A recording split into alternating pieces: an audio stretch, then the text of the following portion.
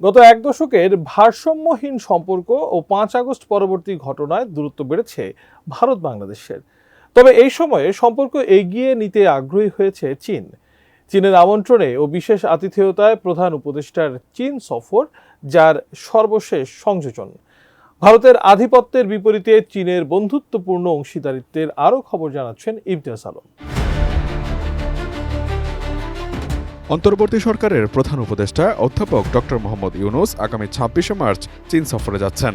কূটনৈতিক সূত্রগুলো জানিয়েছে, আগামী ২৫ থেকে ২৮ মার্চ চীনের হাইনান প্রদেশে অনুষ্ঠেয় বোয়াও ফোরাম ফর এশিয়া বা বিএফ এর সম্মেলনে যোগ দিতে প্রধান উপদেষ্টাকে আমন্ত্রণ জানায় চীন।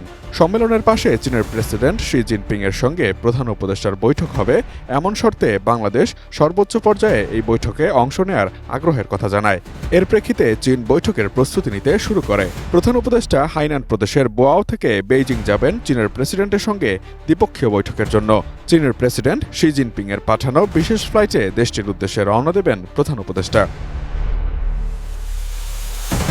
২৫ দেশের জোট বিএফএ এশিয়া সহ বিশ্বের গুরুত্বপূর্ণ ইস্যু নিয়ে বেসরকারি ও অলাভজনক সংস্থার এই ফোরামে বিশ্বের বিভিন্ন দেশের নেতা, শিল্পোদ্যোক্তা, ব্যবসায়ী নেতা ও শিক্ষাবিদরা অংশ নিয়ে থাকেন। সম্মেলনের এবারের প্রতিপাদ্য পরিবর্তনশীল বিশ্বে এশিয়া একটি অভিন্ন ভবিষ্যতের পথে। এই সম্মেলনের ধরন থেকেই অনুমান করা যাচ্ছে, আঞ্চলিক ক্ষেত্রে অংশীদার দেশকে সাথে নিয়ে উন্নয়নের পথে হাঁটতে চায় চীন, যা এই অঞ্চলে ভারতের আধিপত্যকে চ্যালেঞ্জের মুখে ফেলবে নিশ্চিতভাবেই। এ থেকে আরও আন্দাজ করা যাচ্ছে, সাম্প্রতিক ভারত বাংলাদেশ সম্পর্কের দূরত্বের মধ্যেই বাংলাদেশের সঙ্গে সম্পর্কে ঘনিষ্ঠতা ও অংশীদারিত্ব বাড়াতে আগ্রহী চীন।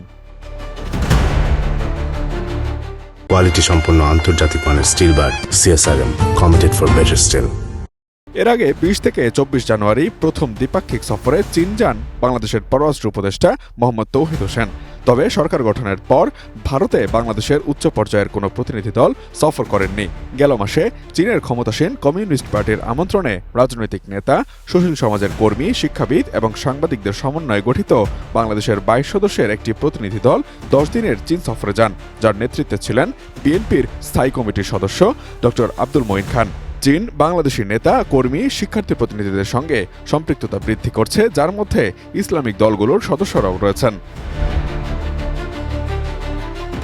এর আগে পররাষ্ট্রমন্ত্রী পর্যায়ের বৈঠকে বাংলাদেশের স্বাস্থ্য খাতে সহযোগিতা বাড়ানোর প্রতিশ্রুতি দিয়েছে চীন। এর আগে জুলাই গণঅভ্যুত্থানে আহতদের চিকিৎসা সরঞ্জাম সরবরাহ করে দেশটি। চীনের চিকিৎসা নিতে চট্টগ্রাম থেকে কুনমিং ও সাংহাইয়ে সরাসরি বিমান পরিচালনার প্রক্রিয়াও চলমান রয়েছে। এছাড়া বাংলাদেশ চীনকে আমন্ত্রণ জানিয়েছে বাংলাদেশের মাটিতে প্রযুক্তি খাতে বিনিয়োগ ও প্রকল্প স্থাপনের। সব মিলে ভারতের আধিপত্য বলয়ের বাইরে বের হয়ে চীনের সাথে সহযোগিতার সম্পর্ক বৃদ্ধিতে মনোযোগী হচ্ছে বাংলাদেশও।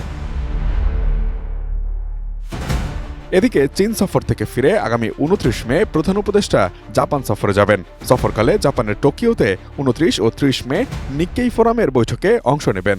এরপর তিনি দেশটির প্রধানমন্ত্রী শিগেরু ইশিবার সঙ্গে দ্বিপক্ষীয় বৈঠক করবেন। Imtiaz Alam, desk report, ATN news.